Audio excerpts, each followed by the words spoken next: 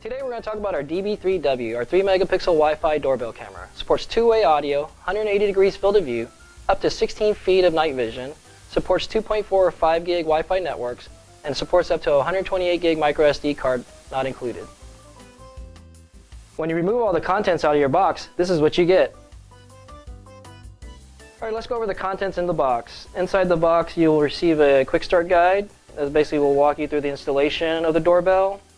You have the doorbell itself with the white faceplate already on it. You have the camera lens, the PIR sensor, and then the doorbell button itself. On the back of the unit you have your two screw terminals that you would wire up to your existing doorbell wiring. You have your drill bit to mount your doorbell, the screwdriver to fasten it. You have a little accessory bag that will contain your power pack, your mounting hardware, and any other little accessories that you'll need to get this up and running.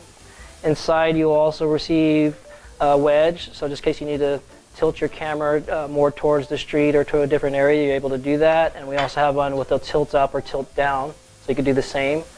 If your wall is completely flat, then you just use a normal flat mounting bracket with the gasket, and then these are the other two mounting plates available. You have the brown for wood, and you have black, and then the white one is on the unit itself.